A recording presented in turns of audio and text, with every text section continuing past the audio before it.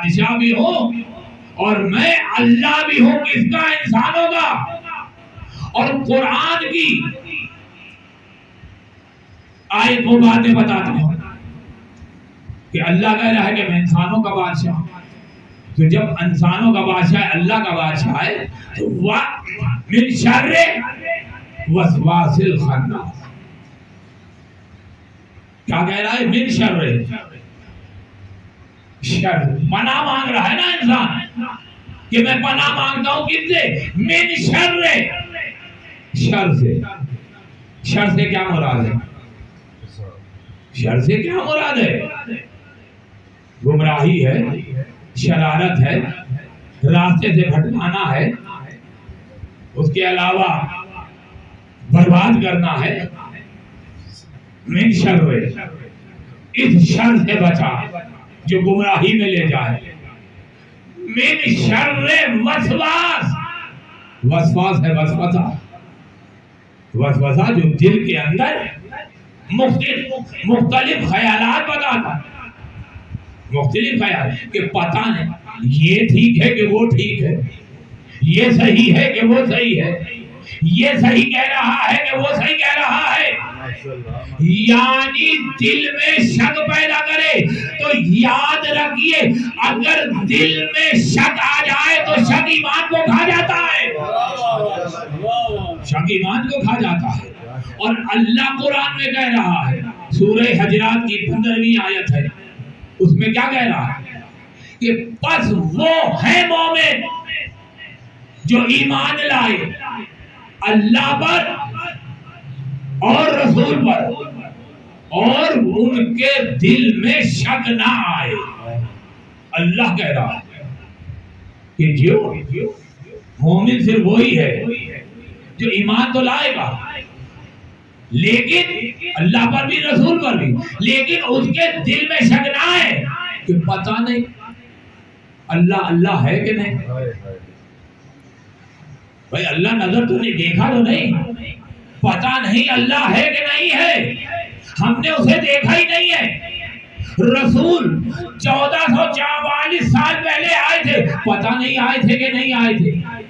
یہ دل میں خیال آ سکتا ہے، آئے کہ نہیں. ہمیں تو بزرگوں نے بتایا کہ اللہ ہے مانو، ہم نے مان لیا. ہمارے بزرگوں نے کہا رسول کو مانو، مان لیا. پتہ نہیں اللہ ہے کہ رسول. اب سمجھ میں آئی کہ اللہ کو خالی ماننا یا ایمان لانا کافی نہیں ہے جب تک معرفت خدا نہ ہو. نعرہ تکبیر، اللہ اکبر، نعرہ رسالت یا رسول اللہ، ایمان کل قرآن، نعرہ حیدری یا علی، محمد و آل محمد بلند صلوات. یعنی معرفت، اگر اللہ ہے، معرفت خدا ہے، تو پھر ہمارا اللہ کو ماننا کام آئے گا، ورنہ بیکار ہے. اگر معرفت رسول ہے تو خالی رسول کو ماننا ہمارے لیے کافی نہیں ہے. پتہ ہونا چاہیے کہ جس رسول کو مان رہے ہیں اس کی صفات کیا ہے، وہ کس کو کس نے بھیجا ہے، اس کا کام کیا ہے. جب تک ہمیں معرفت خدا نہیں ہوگی، معرفت رسول نہیں ہوگی، ہمارا نہ اللہ پر یقین ہوگا نہ رسول پر. بھائی یقین کرنے کے لیے یہ دل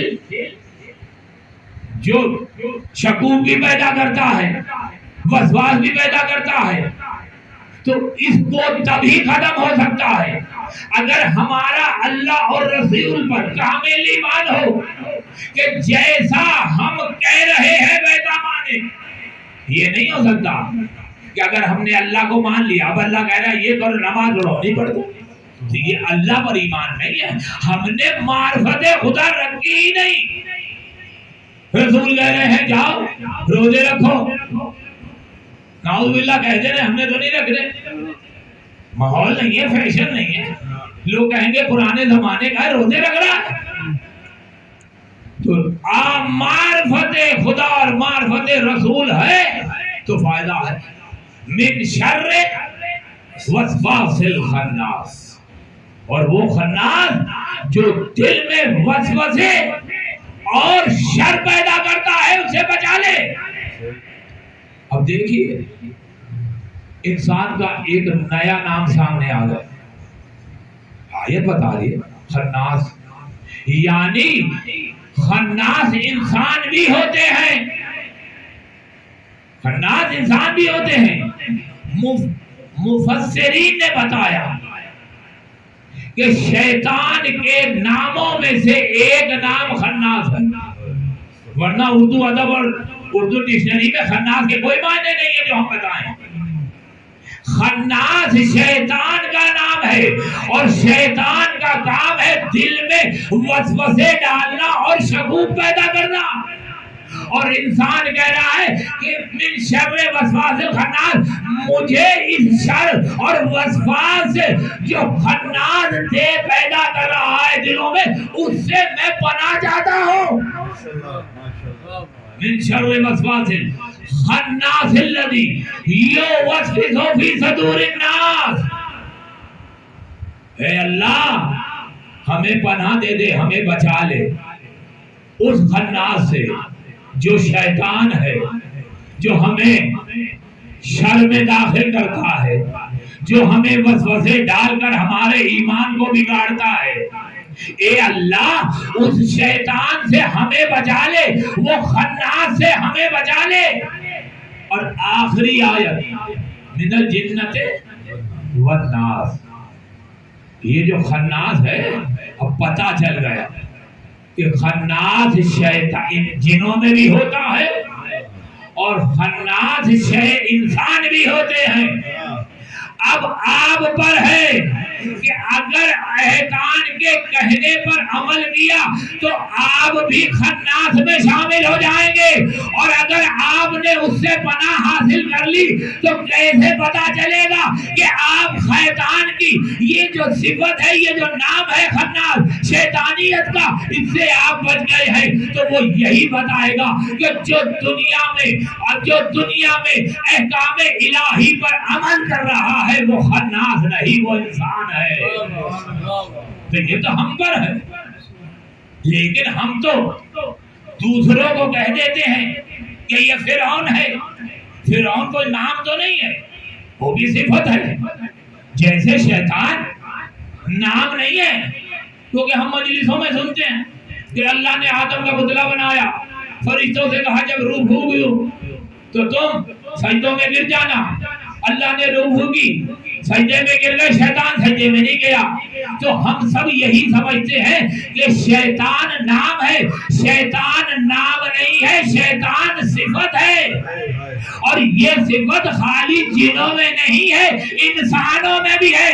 اب آپ دیکھ لیجئے کہ کون جنوں کا شیطان ہے اور کون انسانوں میں شیطان ہے۔ تو لہذا اگر، اور پھر یہ سورہ ہے جن، سورہ جن ہے غالباً 112ویں آیت، جس میں اللہ کہتا ہے کہ ہر نبی کے دشمن ہیں، ہر نبی کے کچھ دشمن ہیں، اور وہ دشمن کون ہے؟ وہ دشمن شیطان ہے۔ کون شیطان؟ آیت ہے یہ پوری، کون شیطان؟ کہا وہ شیطان انسانوں میں بھی ہو سکتے ہیں اور جنات میں بھی ہو سکتے ہیں۔ اب انسانوں کے کریکٹر کو دیکھ لیجئے، کردار کو دیکھ لیجئے کہ کس کا کیسا کردار ہے۔ اگر کردار وہ ہے جو اللہ نے بتایا ہے تو انسان ہے، اور اگر شیطان کے کہنے پر چل رہا ہے تو وہ انسان نہیں، شیطان ہے۔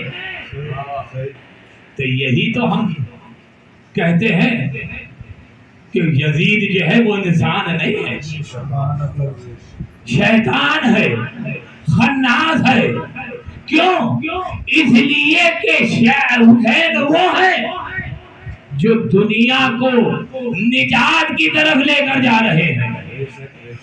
رسول نے کہا ہے اللہ کا حکم ہے، اور یزید کیا کہہ رہا ہے کہ یہ سچ نہیں ہے، یہ دین نہیں ہے، یہ احکام الہی نہیں ہے، یہ تو بنی ہاشم کا ڈھونگ ہے۔ جو میں کہہ رہا ہوں وہ حق ہے، یعنی جو صفت شیطان ہے خناس کی وہ شدید کے اندر موجود ہے، اور یہ معلوم ہے کہ جو اللہ کے احکامات پر عمل کرتا ہے وہ باعث برکت ہو جاتا ہے، اور جو شیطان کے کہنے پر عمل کرے تو شیطان کی طرح قیامت تک کے لیے لعنتی بن جاتا ہے۔ بھائی دنیا میں جتنے بھی ہوں ہیں تو یزید کے ماننے والے نسلیں آج دنیا میں جہاں مرضی دیکھو شیطان نظر آئے گا۔ بس ایک جملہ کہہ دیتا ہوں کہ جو غم حسین کے آگے کھڑا ہو جائے سمجھ جانا وہ مسلمان یا انسان نہیں، وہ شیطان ہے، وہ شیطان ہے۔ کیوں؟ کیونکہ اگر بتا دیا کہ حسین کیا ہے تو لعنت پڑے گی یزید پر جس نے رسول کے بیٹے کا خون کیا ہے۔ تو یزید کو ایسا بنا دیا کہ جیسے شیطان صفت ہے، یزید تو نام تھا، لیکن اس بے غیرت نے اپنے آپ کو ایسا بنایا کہ یزیدیت جو ہے وہ صفت بن گئی۔ اب جو بھی یزید یا یزیدیت میں ہوگا تو جس طرح اللہ نے کہا کہ شیطان کو جب نکالا ہے کہا قیامت تک کے لیے تو لعنتی ہے، اسی طرح جو یزید ہے یا یزید کی نسل سے ہے وہ بھی قیامت تک کے لیے لعنتی قرار دے دیا گیا۔ یہ حسین کا کمال ہے کہ نام یزید ہی گالی بن گیا، چاہے جتنا مرضی یزید کا ہمدرد ہو نام نہیں رکھ سکتا، کیونکہ ادھر یزید آئے نام تو ساتھ ہی لعنت بھی ذہن میں آ جاتی ہے کہ یہ لعنتی کون ہے۔ بس عزادارو اب وہ منزل کی طرف جانا ہے جس کے لیے یہ فرش عزا بچھائی ہے۔ فضائل تو محمد آل محمد کے فضیلتوں کو بیان کرنا ہے، کیونکہ رسول نے فرمایا کہ ذکر ولی نبالا، لیکن اصل جو ہماری منزل ہے وہ ہے مصائب حسین پر آنسو بہانا۔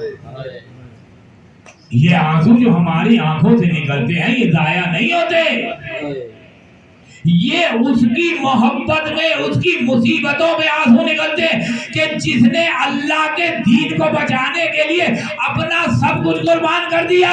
ان آنسوؤں کا اجر دنیا میں کوئی